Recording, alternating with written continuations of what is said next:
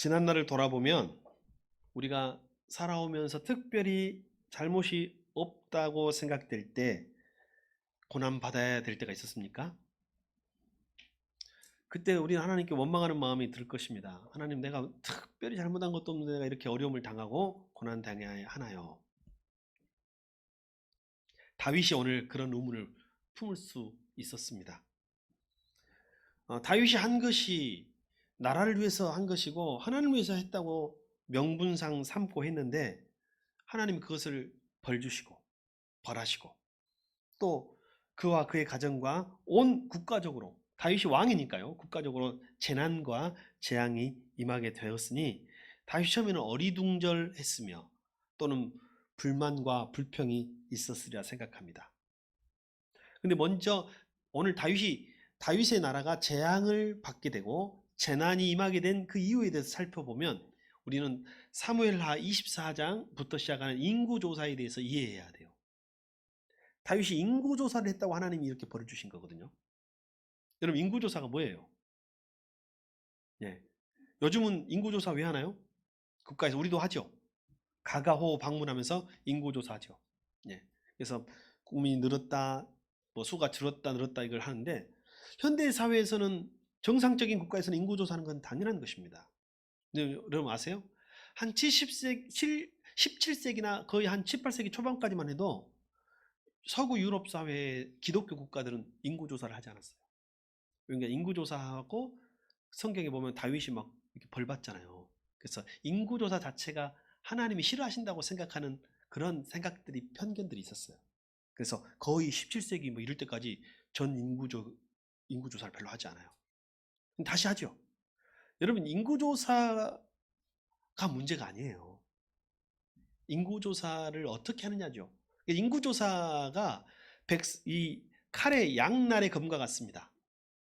어떻게 보면 이것은 잘 활용할 수 있고 어떻게 보면 굉장히 범죄할 수 있는 것이에요. 어떻게 그렇게 될 수 있을까요? 하나님도 인구조사를 하셨어요. 여러분, 민수기라는 성경 아시죠?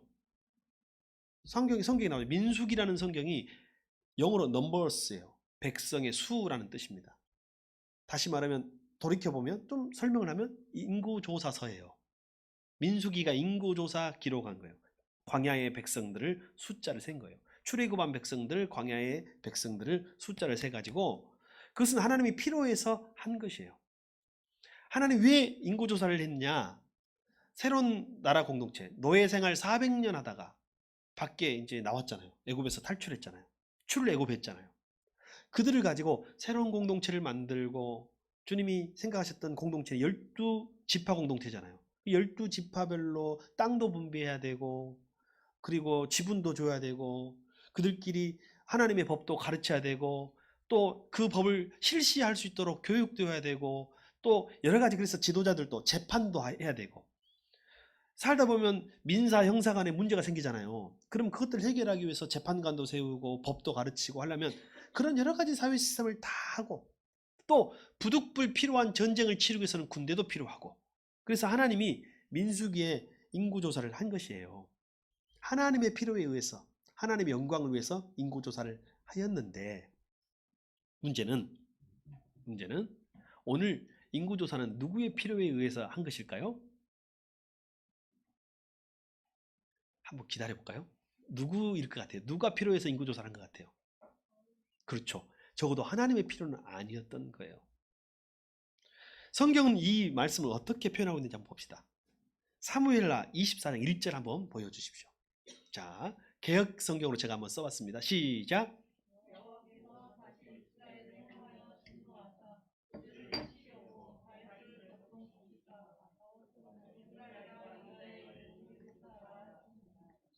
여기 보면 인구조사를 한 건 누구예요? 다윗이죠. 그러면 인구조사를 하게 한 것은 누구로 표현되어 있어요? 왜? 하나님으로 표현되어 있잖아요.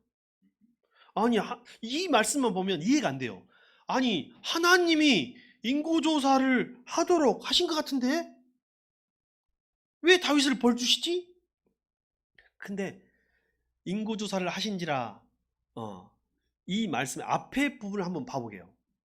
하나님께서 이스라엘을 향하여 뭐 하사? 진노하사. 그들을 치시려고 다윗을 격동시켰다. 다윗을 격동시켰다. 그때 다윗이 그래서 하나님이 벌을 주시려고 다윗에게 인구조사를 시켰다라는 말로 이해될 수 있는 부분이에요. 여러분 그렇죠? 여러분도 그렇게 들으시죠? 다윗 입장에서는 다소 억울해요, 안 억울해요? 억울할 수 있겠네요. 이게 눈에 보이는 것을 그대로 기술한 내용이에요. 신문도 여러 신문사가 있잖아요. 기자에 따라서 사설, 논술가에 따라서 다 관점이 달라지는데 이것이 지금 있는 그대로 다윗이 인구조사를 할 때 역대적으로 거의 한 적이 없어요. 인구조사를 할 때 무슨 명분을 했을까요? 누가 원하신다? 하나님이 원하신다. 누구 뜻이다? 하나님의 뜻이다. 누구의 영광을 위하여? 하나님의 영광을 위하여 인구조사를 한다라고 말했을 거예요. 그래서 그런 입장에서 보면 이 말씀이 맞아요.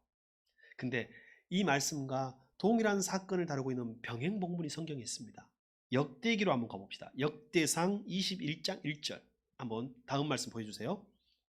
다음 말씀 한번 부탁합니다. 예.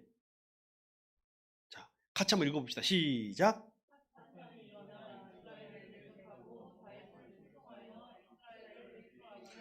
여기 봐요.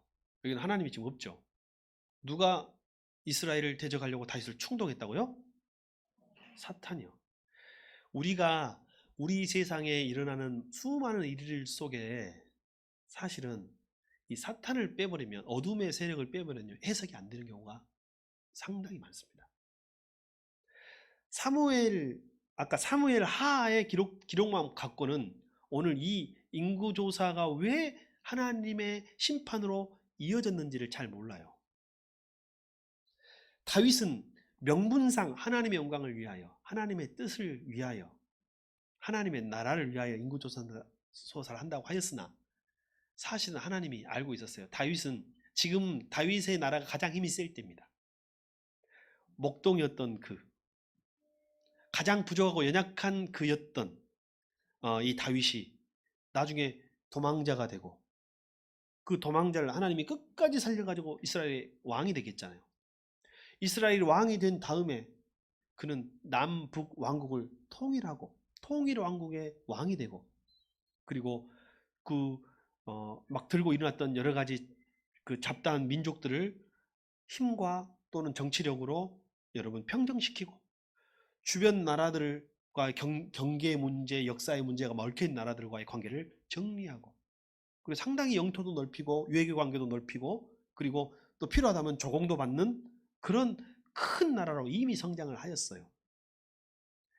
자, 한번 따라합시다. 이만하면 됐다. 사실 이만하면 된 거예요. 근데 여러분 사실 있잖아요.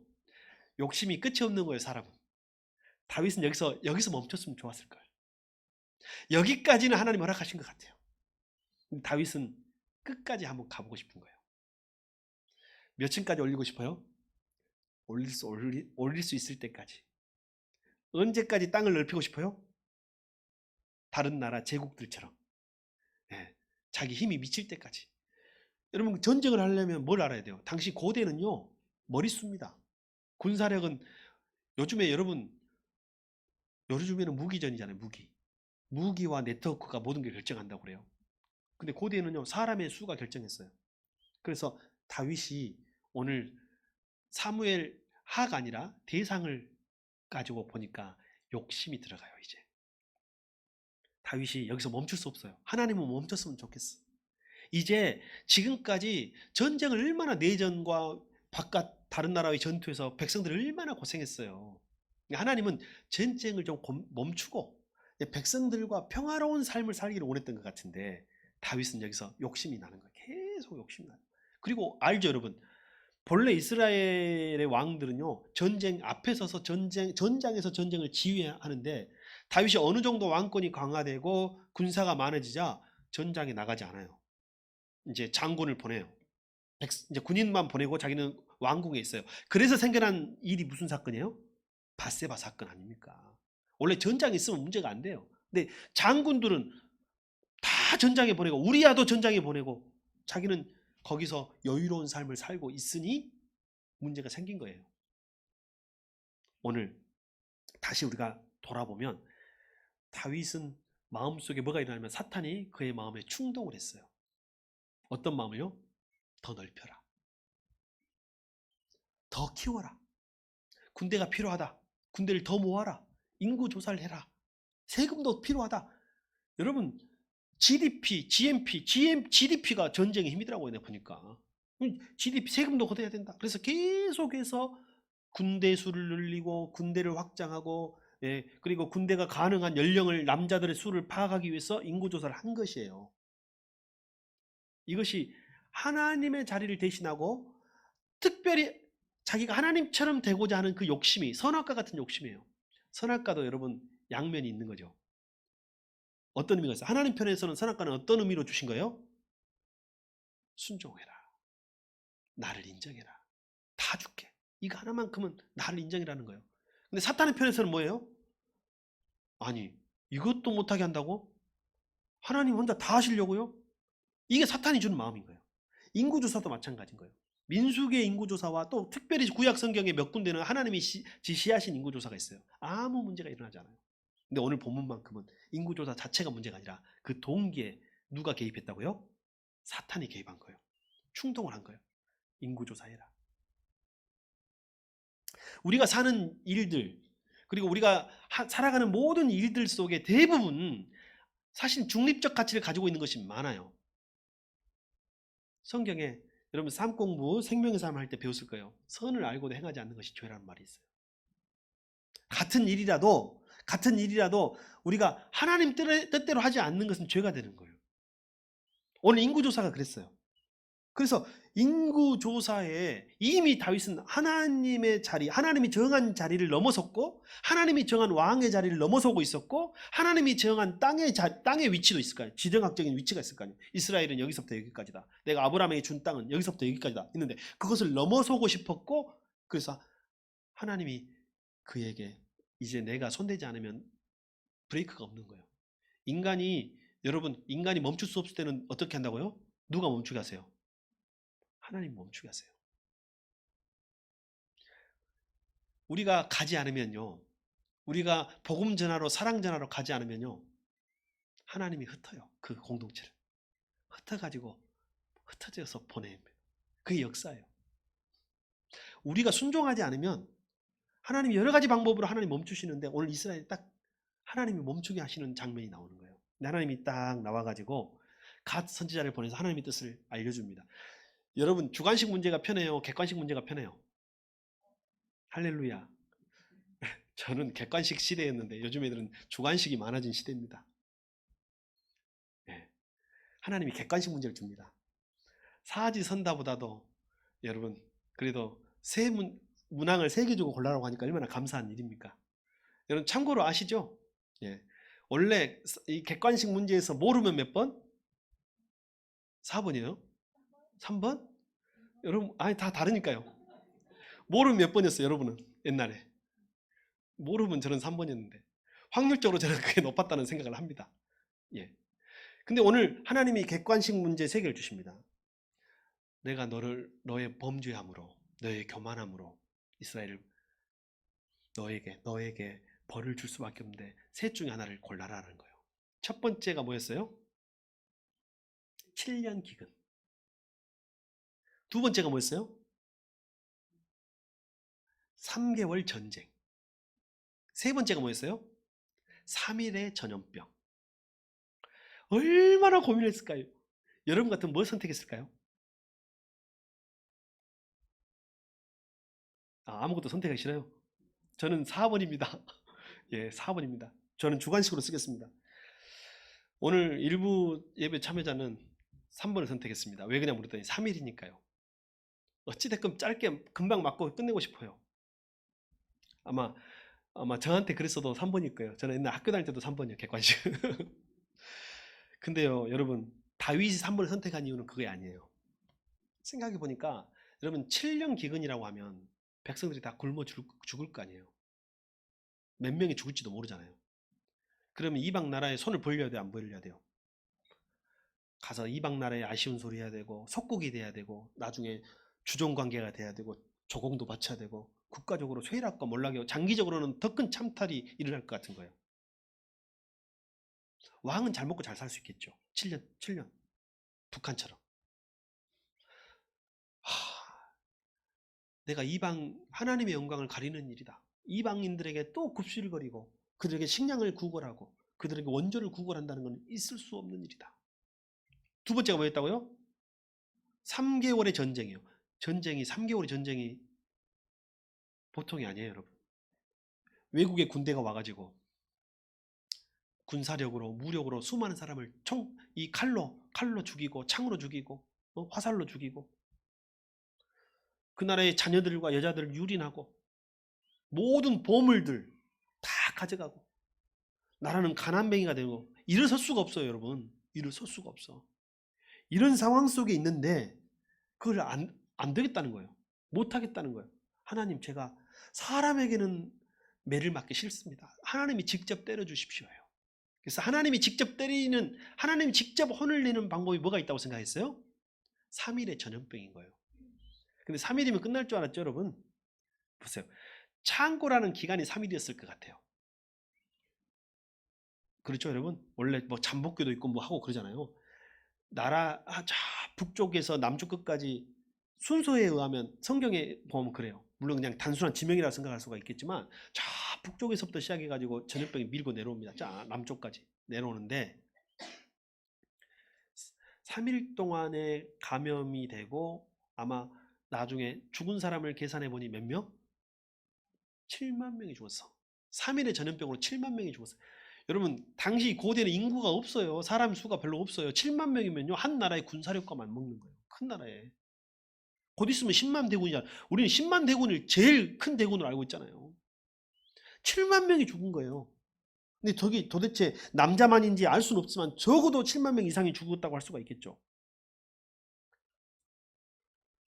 백성들이 하나씩 죽어가고 죽음의 소리, 곡소리가 여기저기 막 울려 퍼지는데 다윗이 무너지는 겁니다. 하나님, 잘못했습니다.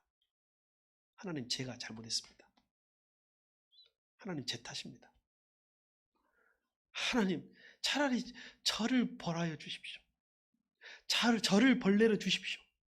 저를 죽이시고 차라리 나의 집안을 죽이시고 이 나라는, 이 백성들은 좀 살려주십시오라는 생각이 막 올라오는 거예요. 근데 다윗이 하나님께 회개할 마음을 갖습니다. 안 되겠다. 처음에는 쉬운 마음으로 3번을 선택한 거예요. 3일만 참자예요. 근데 그 3일의 그 전염병의 결과가, 그 재앙과 재난이 너무너무 큰 거예요.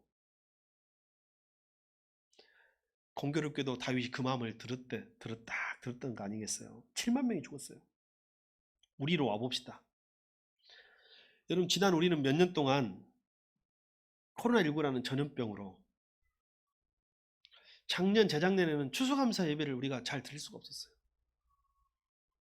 추수감사 예배 드리는데 음식 우리가 나눔한다는 것은 있을 수가 없었어요. 그 누구도 생각하지 못했어요. 그리고 우리가 모여서 함께 예배할 수 없고 추수감사절에도 예배할 수 없고 함께 음식을 나눌 수 없다는 것은, 여러분 우리가 6.25 때도 예배드리고 음식 나눈 교회예요. 근데 이 전염병이 도니까 그게 할 수가 없는 거예요. 많은 충격을 우리에게 가져왔습니다. 교회에서는 마스크 쓰고 따뜻한 식사 한 끼도 나누지 못했습니다. 그것뿐인가요? 작년 올해까지 우리에게 닥친 것은 코로나19뿐만 아니라 올해는 엊그제 이태원 참사, 광주 아파트 브랜드는 말할 수 없지만 강주에서 일어났던 건물 붕괴 사건, 그리고 그때마다 우리는 논란에 사로잡힙니다. 이것이 인재냐 천재냐. 인재냐 천재냐? 글쎄요. 어떤 관점에서 보느냐에 따라 다르겠지만 여러분 이 재앙의 이면에는 사탄의 충동질이 있는 거예요. 사탄이 인간을 충동해서 자기 욕심대로 가게 하고 자기 욕심대로 살게 하고 자기가 더 많은 부를 쌓고 자기가 더 많은 권력을 누리고 하기 위해서 뭔가 문제점이 생겼던 거예요. 그래서 우리가 당했던 그 재앙의 이면에는 어떤 문제가 있었냐면 인간이 창조 질서를 거역한 죄, 영적 질서를 거스른 데 원인이 먼저 있어요. 여러분 코로나가 그 원인인 건 알잖아요. 자연의 깊은 숲 속에 있어야 될 이 코로나 바이러스가 인간이 계속 자연의 세계를 파괴하자 그것들이 인간하고 접점이 가까워지니까 코로나 바이러스가 우리한테 온 거 아니에요. 코로나 바이러스가 이제 생긴 거 아니에요. 수천 년, 수만 년 전부터 있었던 거예요. 우리가 창조 질서를 어긴 거예요. 이 생태학자들이나 생물학자들에 따르면 지금으로부터 10,000년 전, 여러분 지금부터 10,000년 전이면 너무 오래된 거 아니에요. 우주 역사에 비하면, 지구 역사에 비하면. 지금부터 10,000년 전에는요. 지구 안에 생명체, 동물 중에 인간과 인간이 사육하는 가축이 차지하는 비중은 0.1%였대요. 10,000년 전에는. 그만큼 야생 동물이 많았어요. 지금은요. 인간과 인간이 사육하는 동물이 97%가 됐대요. 그러면 상대적으로 97%의 마리가 아니에요. 생물 종이 어떻게 된 거예요? 멸종한 거예요. 10,000년 동안에. 이걸 누가 한 거예요? 창조 질서를 파괴하고 인간이 계속 욕심을 내면서 인간과 인간이 키우는 가축만이 세상에 살아남게 된 이 상황에서 코로나 바이러스는 오히려 우리에게 멈춤의 브레이크를 제공한 것이라고 할 수가 있다는 거예요. 이태원 참사도 마찬가지입니다. 거긴가 뭔가는 그 인력과 그 에너지가 딴 데 쓰인 거 아니에요. 그런 거 아니겠습니까? 여러분 만약에 태극기 부대가 10만 명 모인다고 하면 경찰이 몇 명 동원됐을 것 같아요? 촛불 집회가 10만 명 모인다고 하면 몇 명 동원됐을 것 같아요? 아마 적어도 수만 명의 경찰이 동원됐겠죠. 근데 우리 사회에서 청년층은요 소외계층이에요. 힘이 없어 보니까. 힘이 없어. 응집력이 적고 소수예요. 세금도 많이 안 내. 그러니까 아마 소외됐나 봐요. 물론 뭐 그 다음을 떠나서요. 그래서 그들에 대해서 인권, 인격 뭐 이런 것들이 어찌 보면 존중받지 못했다고 할 수가 있겠습니다. 우리가 당한 것은 그 누군가에게 어떤 결정하는 사람들에게 그리고 저와 여러분에게 빨리 조금 더 높게 조금 더 많이라는 이 다윗이 인구조사를 통하여 가졌던 그 마음을 사탄은 오늘 우리 시대에게는 이제 더 많은 사람들에게 그리고 저와 여러분에게도 심어주고 있는 것이라고 할 수가 있겠습니다. 그러면 다윗 시대의 재앙은 어떻게 멈추었을까요? 다윗 시대 이 수많은 이 전염병과 이 재난, 이 많은 사람의 죽음, 이건 어떻게 멈췄을까요?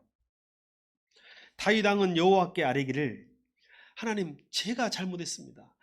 저를 죽여주십시오. 저를 벌하여 주십시오. 이 백성은 그냥 양무리일 뿐입니다. 양떼일 뿐입니다. 죄가 없습니다. 목자인 제가 잘못이니 저를 벌하여 주시고 나와 우리 집안을 주님 벌하여 주십시오라고 이야기해요.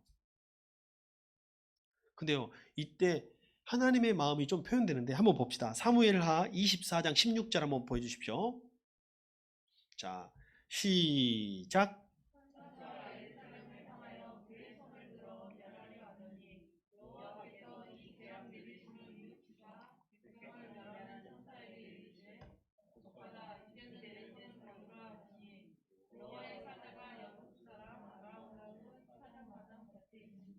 예, 여기 보면 누가 뉘우쳤다고요?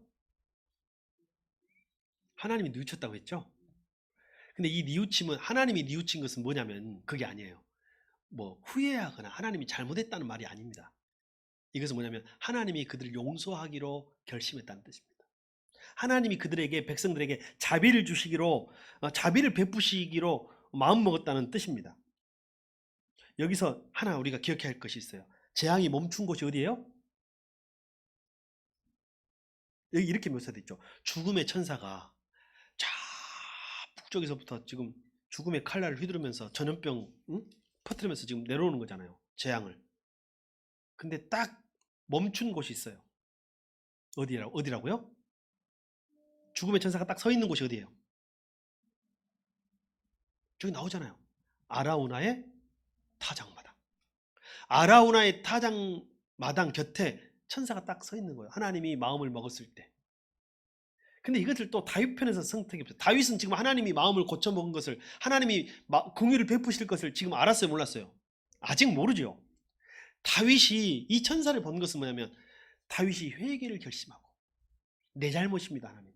내 잘못입니다. 나를 벌하여 주십시오. 나와 우리 가정을 벌하여 주십시오. 차라리 저에게 벌을 내려주십시오라고 결심하고 회개하고 감사의 제단을 쌓기로 결심한 장소도 어디예요?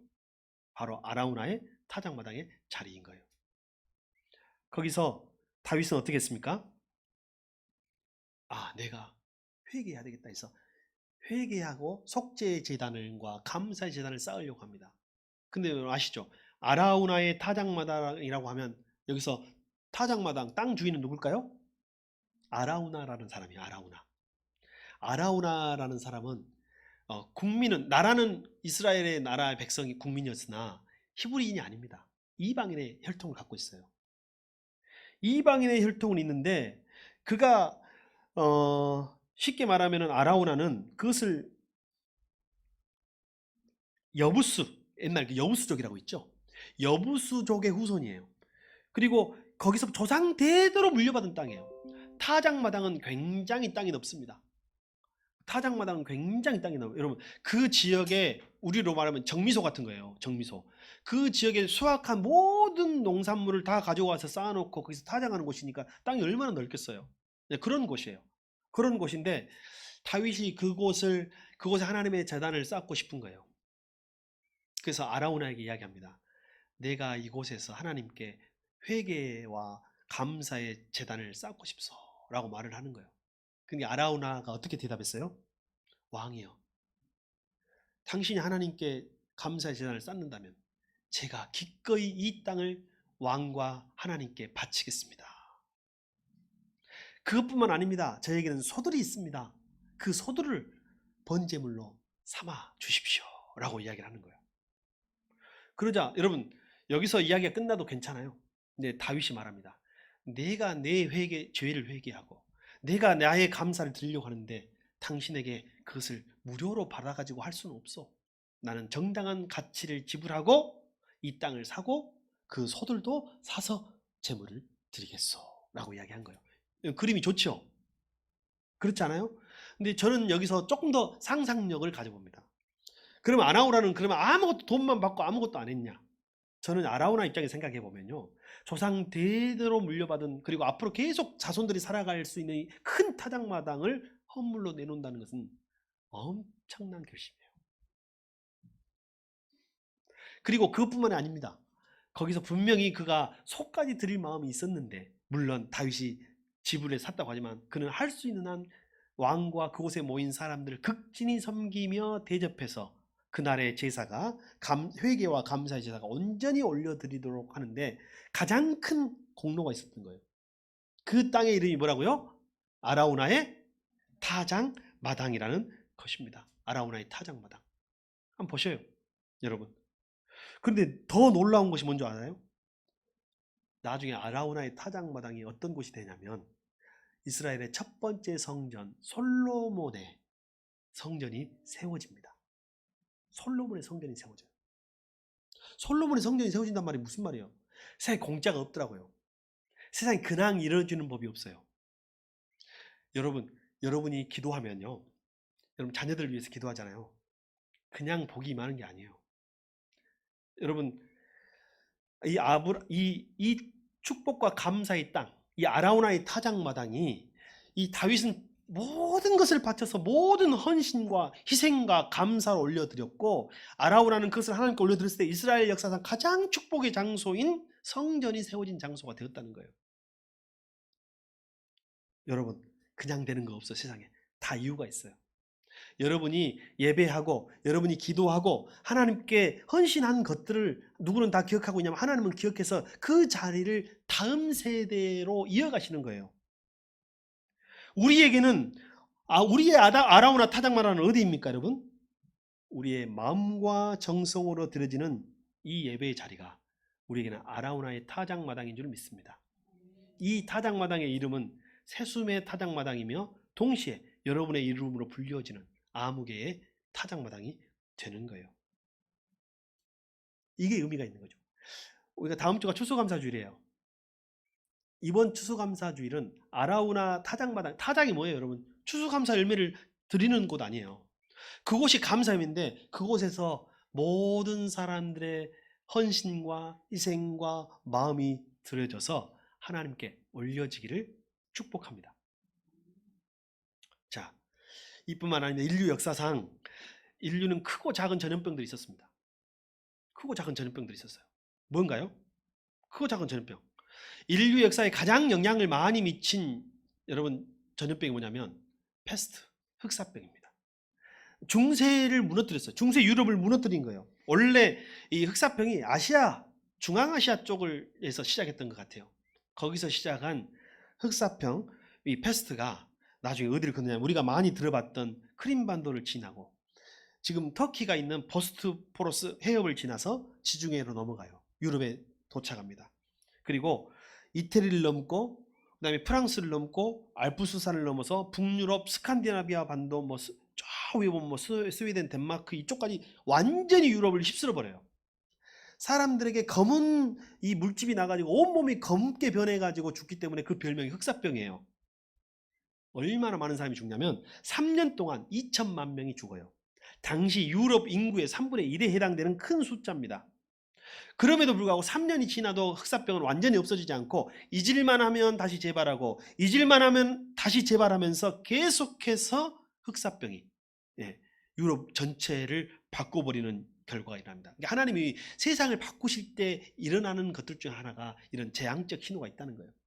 근데 그 당시에 유럽이 무엇이 무너졌냐면 중세 왕권 귀족 중심의 봉건 사회가 무너집니다. 우리로 말하면 요즘으로 말하면 옛날 독재죠. 인간의 인권의 국민의 서민의 인권이라는 건 없던 나라가 그런 중세적인 봉건 국가가 무너지는데 가장 혁혁한 공헌하는 것이 뭐라고요? 바로 패스트예요.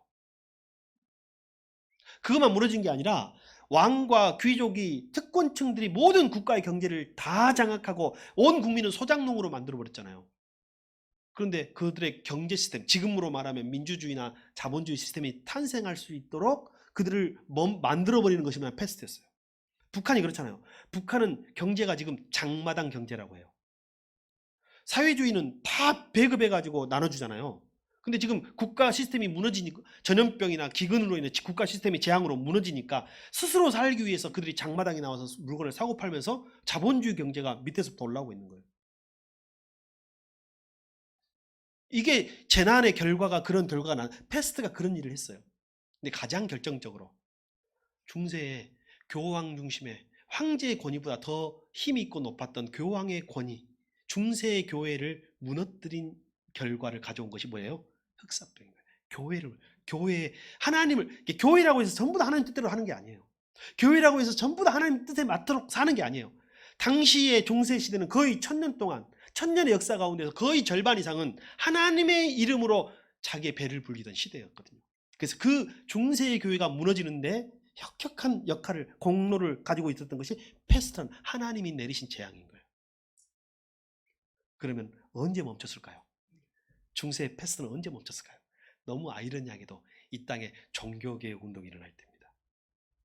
이 땅에 종교개혁이 16세기에 종교개혁이 일어나면서 패스트가 사라집니다. 그리고 새로운 나라, 새로운 교회로 바로 그 자리가 아라우나의 타작마당이 된 거예요.